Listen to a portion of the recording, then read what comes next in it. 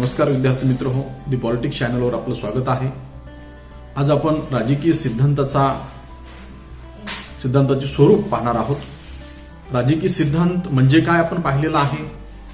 एखादा प्रश्न समजून घेत असताना तो काय आहे हे जर लक्षात आला तर तो कसा आहे हे आपल्याला सांगता येत असते। आपण दूरदर्शनवर हरवलेल्या व्यक्तीचं वर्णन ऐकत असतो, तो सांगितला जातो म्हणजे त्याचं स्वरूप सांगितलं जात असते। तो गहूवर्ण आहे, अंगावर निळा शर्ट घातलेला आहे, त्याची उंची अमुक अमुक आहे। म्हणजे राजकीय सिद्धांत म्हणजे काय जर आपल्या लक्षात आला असेल तर आपण आता राजकीय सिद्धांताचं स्वरूप सहजपणे सांगू शकतो। कारण राजकीय सिद्धांतामध्ये राजकीय घटना घडामोडींचा अभ्यास केला जातो, राजकीय प्रश्नांचा तथ्यांची निवड केली जाते, तथ्य संकलन केले जाते आणि मग तथ्यांची निवड केली जाते आणि शिस्तबद्ध पद्धतीने तो विचार मांडला जातो। त्याला आपण सिद्धांत म्हणतो। कारण सिद्धांत हे ज्यामध्ये ज्ञान सामावलेलं आहे त्याला सिद्धांत म्हटले जाते आणि म्हणून सिद्धांत हे अंतर्मुख होऊन अवलोकन करण्याचं माध्यम आहे। म्हणजे कमीत कमी शब्दामध्ये अधिकाधिक आशय पटवून देण्याचा प्रयत्न आपण सिद्धांतामध्ये करत असतो। तर हे राजकीय सिद्धांताचं स्वरूप आहे। हे राजकीय सिद्धांताचं स्वरूप आपण समजून घेत असताना हे लक्षात घेतलं पाहिजे की राजकीय सिद्धांताच्या या स्वरूपावरून राजकीय सिद्धांताची दोन प्रकार पाडले जातात। एक पारंपरिक राजकीय सिद्धांत आणि दुसरा आहे आधुनिक राजकीय सिद्धांत, असे दोन प्रकार पाडले जातात। पारंपरिक राजकीय सिद्धांत हा आपण प्राचीन काळापासून म्हणजे कौटिल्याच्या अर्थशास्त्राच्या सप्तांग सिद्धांतापासून ते शांती पर्वापासून ते ग्रीक तत्वज्ञानामध्ये सॉक्रेटिस, प्लेटो, अरिस्टॉटल इथपासून ती सगळी राजकीय सिद्धांताची आरंभ होत असतो। पारंपरिक राजकीय सिद्धांतालाच अभिजात राजकीय सिद्धांत म्हणजे क्लासिकल पॉलिटिकल थिअरी किंवा आदर्शलक्षी राजकीय थिअरी, नॉर्मेटिव्ह पॉलिटिकल थिअरी असे म्हटले जाते। दुसऱ्या महायुद्धानंतर राज्यशास्त्रात नवीन अभ्यास पद्धती विकसित झाल्या। तर दुसऱ्या महायुद्धानंतर राज्यशास्त्रात नवीन अभ्यास पद्धती विकसित झाल्या, त्यामुळे यापूर्वीच्या सर्व सिद्धांत विचारांना पारंपरिक राजकीय सिद्धांत म्हणून ओळखले जाऊ लागले। पारंपरिक राजकीय सिद्धांत हे मूल्याधिष्ठित तर्क आणि तत्वज्ञानाला मध्यवर्ती स्थान देणारे होते। पारंपरिक राजकीय सिद्धांत ऐतिहासिक पद्धती, विश्लेषणात्मक, आदर्शवादी, उपदेशात्मक, वर्णनात्मक या चार घटकांच्या आधारे मांडले जात होते। त्याचबरोबर पारंपरिक राजकीय सिद्धांत सामाजिक व राजकीय आदर्शावर अधिक भर देत होते। पारंपरिक राजकीय सिद्धांतात प्रमाणके आणि आदर्श उभी करून नैतिक दृष्टिकोनावर भर दिला जात होता। अनुभवाच्या आधारे विश्लेषण करण्यापेक्षा तत्वनिष्ठ मूल्यमापनावर भर देऊन समाज जीवनातील विविध राजकीय समस्या सोडविण्याचे काम पारंपरिक राजकीय सिद्धांतामुळे शक्य झाले होते। या व्यतिरिक्त पारंपरिक राजकीय सिद्धांताने इतिहास, अर्थशास्त्र, तत्वज्ञान, विधिशास्त्र, नीतिशास्त्राशी विशिष्ट नाते निर्माण केले होते आणि म्हणून पारंपरिक राजकीय सिद्धांतामध्ये कारण प्लेटो हा नीतिशास्त्र आणि राज्यशास्त्र याचा एकत्र अभ्यास करत होता आणि म्हणून मग न्यायाचा शोध, आदर्श राज्याचा शोध हा सगळा भाग पारंपरिक राज्यशास्त्रामध्ये राजकीय सिद्धांतामध्ये येतो। पारंपरिक सिद्धांताने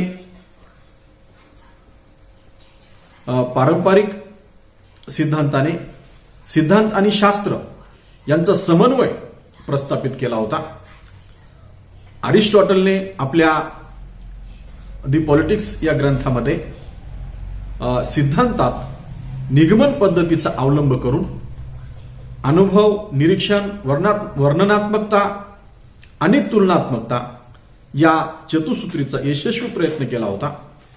त्याच्या पॉलिटिक्स नावाचा ग्रंथ लिहिण्यापूर्वी त्यांनी 158 संविधानाचा बारकाईने अभ्यास केला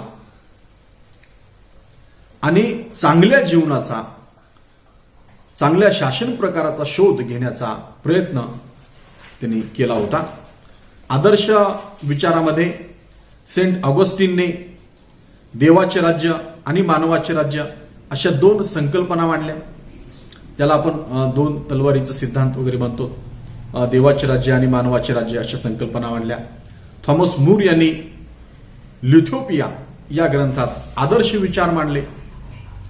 रुसोने सामाजिक कराराचे प्रतिपादन करून सत म्हणजे सामान्य इहा, सामूहिक इहा चा सिद्धांत मांडला. मार्क्सने वैज्ञानिक समाजवादाची संकल्पना सांगून साम्यवादी समाज रचनेबद्दल क्रांतिकारी सिद्धांत केले. हेगेलने आदर्श राज्य तर गांधींनी रामराज्याची कल्पना मांडली. प्लेटोने सोफिस्टांच्या न्यायाचे खंडन करून रिपब्लिक या ग्रंथामध्ये न्याय सिद्धांत मांडला, जो की आदर्श राज्याचा आत्मा आहे हे आपण अभ्यासलेला आहे. ज्या आधारे प्लेटोला समाजात कर्तव्यदक्ष न्यायप्रिय नागरिक निर्माण करून नैतिकतेची प्रस्थापना करायची होती. म्हणजे वरील विवेचनावरून पारंपरिक राजकीय सिद्धांताची स्वरूप आपल्या लक्षात आला असेल. तर हे पारंपरिक राजकीय सिद्धांत जे आहेत त्याची काही वैशिष्ट्ये आपल्याला ठरवता येतात. पारंपरिक राजकीय सिद्धांताची वैशिष्ट्ये पुढील प्रमाणे आहेत. पारंपरिक राजकीय सिद्धांत मूल्याधिष्ठित होते, हे त्याचं पहिलं वैशिष्ट्य आहे. कारण यामध्ये अनुभवापेक्षा, वास्तविकतेपेक्षा मूल्यांवर, नैतिकतेवर अधिक भर होता. कारण व्यक्ती समाजाच्या काही धार्मिक, तात्विक परिबद्धता पाळत असतो. व्यक्तिगत अग्रक्रम, ध्येय त्याच्या जोडीला असतात. या सर्व गोष्टी व्यक्तीच्या कृतीला मार्गदर्शन करीत असतात. आदर्शात्मक सिद्धांतांचा संबंध हा स्वातंत्र्य, समता, बंधुत्व, न्याय अशा मूल्यांशी असतो. या मानवी मूल्याशिवाय मनुष्य जगू शकणार नाही. या मूल्यांचा हवाला दिल्याशिवाय कोणत्याही राजकीय सिद्धांताची मांडणी करणे शक्य नाही. म्हणून पारंपरिक राजकीय सिद्धांत हे मूल्याधिष्ठित होते. राज्यशास्त्राचा विकास ज्या पद्धतीने झाला त्याचा परिणाम म्हणजे त्यास आलेले आदर्शवादी स्वरूप हे होय, हे आपण लक्षात घेतलं पाहिजे. तर विद्यार्थी मित्र हो, पारंपरिक राजकीय सिद्धांताचं दुसरं वैशिष्ट्य आहे, पारंपरिक राजकीय सिद्धांतात तत्वज्ञानाला महत्वाचे स्थान दिले गेले. कारण प्लेटोनी तत्वज्ञान आणि नीतिशास्त्र आणि राज्यशास्त्र त्या दोन्हीला वेगळं केलेलं नाही, दोन्ही एकाचमध्येच मांडणी केलेली आहे. व्हर्च्यू इज नॉलेज असं त्यांनी म्हटलेलं आहे. व्हर्च्युलेस नॉलेज हे कवडीमोल आहे असं म्हटलेलं आहे. गुडनेस ज्यामध्ये नाही, सद्गुण हेच ज्ञान आहे, ही त्यांनी बाब मांडलेली आहे. म्हणजे ज्या तत्वचिंतकांनी तत्वज्ञानाचा विकास केला त्यामध्ये प्लेटो आहे, अरिस्टॉटल आहे, ऑगस्टिन आहे, हॉब्स आहे, लॉक आहे, रुसो आहे, बेंथॅम आहे. जास्तीत जास्त लोकांचं जास्तीत जास्त सुख हा उपयुक्तवादी सिद्धांत बेंथॅमने मांडलेला आहे. मिल आहे, मिलने उपयुक्तवादाचा संख्यात्मक फरक हे करून गुणात्मक दृष्ट्या सुख कशा पद्धतीचं असू शकते. सुखवाद म्हणजे सुखाची मोजणी ही संख्येने करता येत नाही, तर म्हणजे खेळातलं सुख आणि अभ्यासातलं सुख यामध्ये अंतर आहे. आणि म्हणून त्यांनी सांगितलं की पिग फिलॉसॉफीपेक्षा असंतुष्ट सॉक्रेटिस बरा, जो की असंतुष्ट आहे, कारण त्याला असंतुष्टता भेडसावते आहे. आणि अज्ञानामध्ये डुकरी फिलॉसॉफी ज्याला आपण म्हणू ती घाणीमध्ये लोळते आहे. असा सगळा तो भाग आहे. हेगेल आहे, कांट आहे, मार्क्स आहे इत्यादींचा समावेश होतो. या तत्वज्ञानीच राजकीय सिद्धांतात भरीव योगदान दिले. काही मूलभूत प्रश्न उपस्थित करून तत्कालीन समाजाला भेडसावणाऱ्या समस्यांची यशस्वी सोडवणूक करण्याचा प्रयत्न या तत्वज्ञानी केला. म्हणून तत्वज्ञान व राज्यशास्त्राचा तत्वज्ञान हा राज्यशास्त्राचा पाया आहे, हे आपण लक्षात घेतलं पाहिजे. तर विद्यार्थी मित्र हो, प्लेटो तर तत्वज्ञानापासून राज्यशास्त्र वेगळंच करत नव्हता. आपण अरिस्टॉटल राज्यशास्त्र जनक का म्हणतो, तर त्याने राज्यशास्त्र आणि नीतिशास्त्र यांची फारकत केलेली आहे. हे मूलभूत कारण आहे की ज्यामुळे आपण राज्यशास्त्राचा अरिस्टॉटलला जनक असं संबोधतो. तर हे आपण लक्षात घेतलं पाहिजे. तत्वज्ञानाच्या आधारे सत्याच्या गाभ्यापर्यंत पोहोचता येते. शास्त्राच्या आधारे ते कधीच शक्य होणार नाही.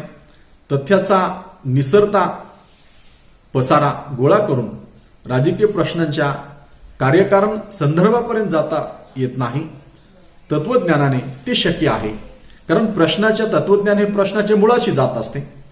कारण अभ्यासाची पद्धती सिद्धांताची ही आहे की ती विशिष्टाकडून सामान्याकडे जाते.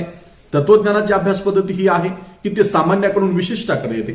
आपण जर प्रश्न केला की चोरी होत आहे तर सिद्धांत त्याला पर्याय देत असतो. आपण दरवाजा चौकट बसवली पाहिजे, दरवाजा बसवला पाहिजे, कडी बसवली पाहिजे, लॉक केलं पाहिजे, एवढ्यावरही भागत नसेल तर तो पुन्हा पुन्हा पर्याय देत असतो. आपण वॉचमॅन ठेवला पाहिजे, कुत्रं बसलं पाहिजे, गस्त घातली पाहिजे, नाहीतर आपण स्वतःच गस्त घातली पाहिजे, अशी ती पर्याय देतो. पण फिलॉसॉफी ही प्रश्नाच्या मुळाशी जाते की चोरी का होते. तर समाजामध्ये आहेरे आणि नाहिरे वर्ग अशी जर दरी असेल तर त्यातून असंतोष निर्माण होतो आणि गरीब हा भुकेसाठी चोरी करायला प्रवृत्त होतो. म्हणून मग हा प्रश्नाचा मूळच आपण शोधला पाहिजे आणि समता निर्माण केली पाहिजे. गरीब श्रीमंतामधली दरी कमी केली पाहिजे. अशा पद्धतीचे उपाय तत्वज्ञान देत असते आणि म्हणून तत्वज्ञानालाच हे शक्य आहे असं पारंपरिक राजकीय सिद्धांताचं म्हणणं होतं. हे आपण लक्षात घेतलं पाहिजे. लिओ ट्राउस, मायकेल ओकशॉट यांनी तत्वज्ञानाचं महत्व सांगितलेलं आहे. मायकेल ओकशॉटने त्याच्या स्थितीवादामध्ये सांगितलं की राजकारण हे कसं आहे तर अथांग सागरासारखं आहे. सागरामध्ये जी बोट चाललेली आहे, राज्यकर्ता हा त्या बोटीचा कॅप्टन आहे. त्याला ही बोट कुठं चालली हे माहीत नाही, म्हणजे आदर्श राज्य काय हे माहीत नाही, कुठं जायचं हे माहीत नाही, काय करायचं हे माहीत नाही, कारण कुठंच किनारा दिसत नाही, सगळीकडे पाणीच पाणी आहे. फक्त लाटांपासून जी भीती वाटते आहे समाजाला, त्याला आश्वासन द्यायचं आहे की मी आहे, जहाज बुडणार नाही, निश्चितपणे जहाज अशा सगळ्या लाटांना पार करून आपलं आपलं चालत राहील, हे आश्वासन देणं. अशा पद्धतीचा स्थितीवाद मायकेल ओकशॉटने मांडलेला आहे. यांनी तत्वज्ञानाचे महत्व सांगितले.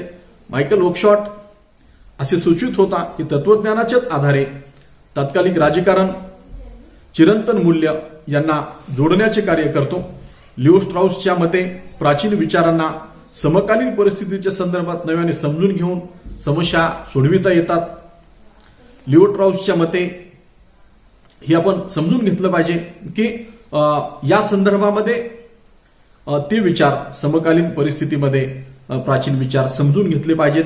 या व्यतिरिक्त प्लेटो, अरिस्टॉटल, मार्क्स पासून लास्की मिल पर्यंत विचारवंतांनी आपल्या सिद्धांतात तत्वज्ञानाला महत्वाचे स्थान दिलेले आहे.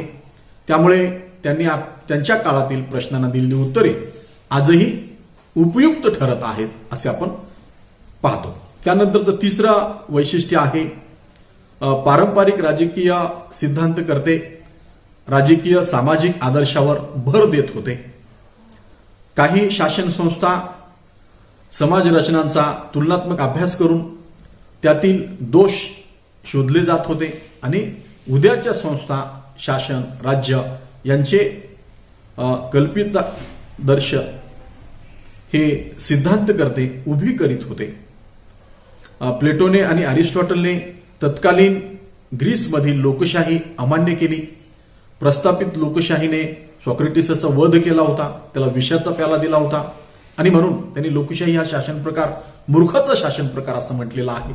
त्यामुळे अशी लोकशाही काय कामाची की ज्यामुळे निर्दोष मनुष्याचा बळी जातो, असे मत प्लेटोनचे बनले होते. त्यामुळे प्लेटोनी न्यायाचा सिद्धांत सांगून रिपब्लिक या ग्रंथात आदर्श राज्याची कल्पना मांडली. प्लेटोने निसर्गदत्त 3 वर्ग सांगून तत्वज्ञ राज्याची कल्पना मांडली. शासन संस्था न्यायप्रिय विद्वान तत्वज्ञ राज्याकडे असली तरच तो अन्यायाने वागणार नाही अशी प्लेटोची धारणा होती. आणि ही धारणा एका मानवी समूहाला एका विशिष्ट दिशेकडे घेऊन जाणारी होती. एक आदर्श त्याच्या डोळ्यासमोर होता. हे आपण लक्षात घेतलं पाहिजे. विद्यार्थी मित्र हो, त्यानंतरचं पारंपरिक राजकीय सिद्धांताचं वैशिष्ट्य आहे पारंपरिक राजकीय सिद्धांत आदर्शवादी आणि नैतिक दृष्टिकोनाचा पुरस्कार करणारे होते. त्यांच्या अनुभवनिष्ठ विश्लेषणापेक्षा नैतिक आदर्शांना डोळ्यासमोर ठेवून तत्वनिष्ठ मूल्यांवरच त्यांचा भर होता. पारंपरिक सिद्धांतकर्त्यांना असे वाटत असे की नैतिक दृष्टिकोन असलेल्या राजकीय सिद्धांतामुळे बुद्धीची धार तीक्ष्ण होते, विचारात स्पष्टता व नेमकेपणा येतो. असे जरी होत असले तरी हेगेल सारख्या राज्यशास्त्रज्ञांनी राजकीय सत्तेमागे जी पारलौकिक अधिष्ठाने उभी करण्याचा अशासकीय प्रयत्न आणि राज्यसंस्थेचे हेगेलने केलेले दैवतीकरण, म्हणजे राज्य हा ईश्वराचा पृथ्वीवरील अवतार आहे, हे त्याचं दैवतीकरण आहे, आध्यात्मिकीकरण आहे, बुद्धीच्या कसोटीवर न टिकणारं अवास्तव आहे, हेही आपण मान्य केलं पाहिजे. यानंतरचं वैशिष्ट्य आहे पारंपरिक राजकीय सिद्धांताचा विधिशास्त्र, अर्थशास्त्र इतिहास, तत्वज्ञान, नीतिशास्त्र अशा इतर सामाजिक शास्त्रांशी जवळचा संबंध होता. या सिद्धांताचा इतिहासाशी जवळचा संबंध होता. समाज जीवनातील विविध व्यामिश्र कूट प्रश्न सोडविण्यासाठी इतिहासाची मदत होते. इतिहासाच्या विशिष्ट टप्प्यात घडलेली घटना, चळवळ, निर्माण झालेल्या राजकीय पेच, भविष्यात भेडसावणाऱ्या समस्यांवर उपाय म्हणून पाहण्याची दृष्टी राज्यशास्त्राला इतिहासाकडून मिळते. म्हणून विल ड्युश्ड असे म्हणतो की वर्तमान काळ म्हणजे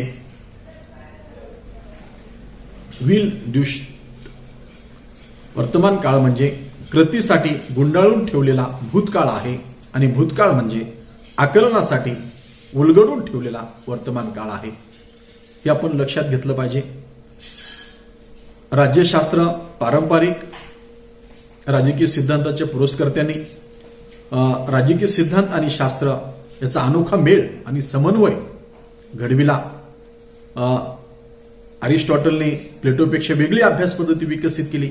अरिस्टॉटलने आपले सिद्धांतास निरीक्षणात्मक, वर्णनात्मक, तुलनात्मक अभ्यास पद्धतीने एक अधिष्ठान देऊन सिद्धांत आणि शास्त्र यांचा समन्वय घडविलेला होता. आधुनिक वर्तनवादाचा अध्ययन पद्धतीचा अत्यंतिक स्त्रोम तो जो माजविला त्यापेक्षा पारंपरिक राजकीय सिद्धांत जास्त वैभवशाली आणि डोलदार आहे असे म्हणता येईल. कारण वर्तनवाद्याची अलीकडची जी अध्ययन पद्धती आहे त्याचा अत्यंतिक स्तोम माजवला जातो आहे. त्यापेक्षा ही पद्धती पारंपरिक राजकीय सिद्धांत जास्त वैभवशाली आणि डोलदार आहे असे आपल्याला म्हणता येईल. तर विद्यार्थी मित्रहो, आज आपण राजकीय सिद्धांताच्या स्वरूपामध्ये पारंपरिक राजकीय सिद्धांताचं स्वरूप, पारंपरिक राजकीय सिद्धांताची वैशिष्ट्ये पाहिली आहेत. या स्वरूपामधला दुसरा भाग जो राहतो आधुनिक राजकीय सिद्धांताचा, तो आपण पुढच्या क्लासमध्ये पाहू. आधुनिक राजकीय सिद्धांताची वैशिष्ट्ये. धन्यवाद विद्यार्थी मित्रहो. या चॅनलवर जो कोणी नव्याने आला असेल त्यांनी या चॅनलला सबस्क्राईब करून घ्यायचा आहे आणि हा व्हिडिओ अधिकाधिक विद्यार्थ्यांपर्यंत शेअर करायचा आहे. कारण आपली कॉमेंट, आपली प्रश्न, आपल्या शंका हे लक्षात घेऊन आपण व्हिडिओ बनवत असतो. या लॉकडाऊनच्या काळामध्ये शिक्षण आपल्यापर्यंत आलं पाहिजे यासाठी हे चॅनल आहे आणि म्हणून हे अधिकाधिक लोकांपर्यंत पोहोचवा. चॅनलला सबस्क्राईब करा. धन्यवाद विद्यार्थी. जय हिंद, जय महाराष्ट्र.